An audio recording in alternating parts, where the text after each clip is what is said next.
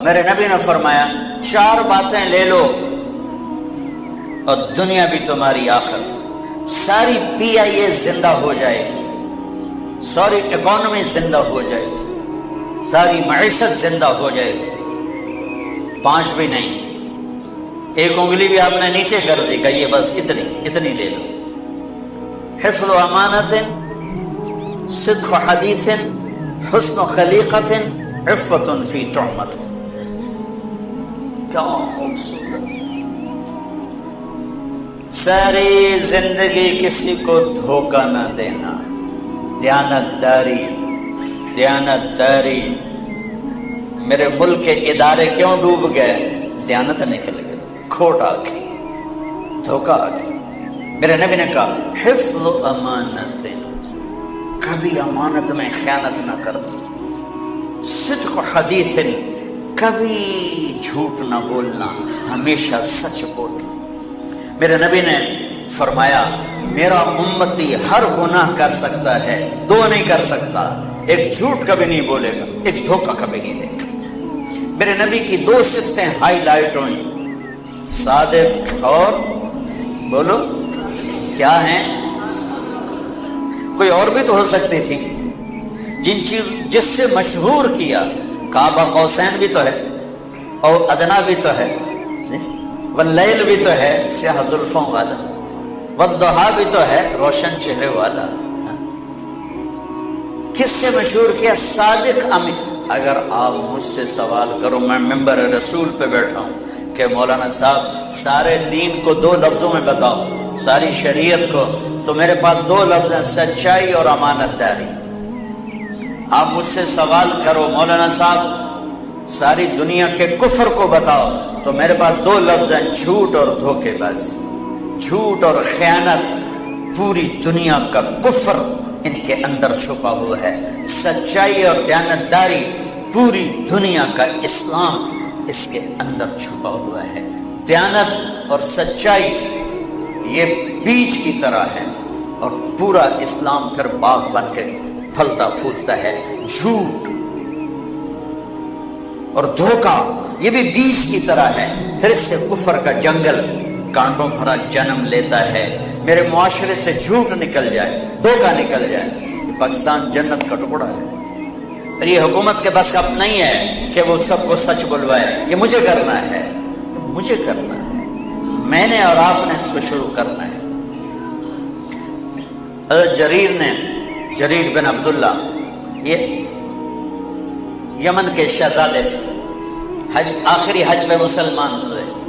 اپنے نوکر سے فرمایا گھوڑا خرید کے لا، میں پیسے یہاں پیمنٹ کروں گا۔ وہ منڈی میں گیا، 300 روپے کا گھوڑا لے کر آیا۔ جب انہوں نے گھوڑوں کو دیکھا تو وہ قیمتی تھا، مالک کو پتہ نہیں تھا، اور یہ گھوڑوں کی نسل کے پہچاننے والے اس سے کہنے لگے تیرے گھوڑے کے 400 کر دوں؟ کر دوں۔ بڑا حیران ہو کے دیکھنے لگا، بھائی کہ آپ تو مجھے چیز خریدنی ہے تو میں گھٹاتا ہوں، اور اجمل نے بیچنی ہے تو یہ اس کی قیمت بڑھاتا ہے، اور یہاں خریدار کہہ رہا ہے 400 کر دوں؟ وہ کہنے لگے کر دوں۔ کہ 500 کر دوں؟ کہنے لگا کر دوں۔ کہ 600 کر دوں؟ اور وہ تھوڑا گھبرانے لگا، بھائی یہ چکر کی ہے، 700 کر دوں؟ 800 کر دوں؟ وہ کہنے لگا حضور تسی لینا تو لو، پر میرا مذاق تھا نا، تسی لو، کدی لین والے بھی پیسے بتائے، تھی میں نے 300 دے میں جاواں، کہنے کہ اس کو 800 دے دو اور گھوڑا باندھ دو۔ وہ حیران خوشی سے چھلانگے مارتا ہوا گیا۔ تو جب وہ چلا گیا تو نوکر نے پوچھا میں جب 300 میں سودا کر کے آیا تھا تو 500 کس خوشی میں بڑھائے؟ فرمایا میرے بھائی اس کے گھوڑے کی قیمت 800 تھی، 300 نہیں تھی، اور میں نے نبی کے ہاتھوں میں ہاتھ دے کے یہ وعدہ کیا تھا زندگی بھر کسی کو دھوکہ نہیں دوں، سب کی خیر خواہشاں۔ تو بھائیو میرے اداروں میں کس ٹیلنٹ کی کمی نہیں، صلاحیتوں کی کمی نہیں، دیانت کی کمی نہیں، قوت عمل کی کمی نہیں، سچائی کی کمی۔ حجاج بن یوسف ایک ظالم گورنر گزرا ہے، اس کے خلاف بغاوت ہوئی، وہ ناکام ہو گئی، تو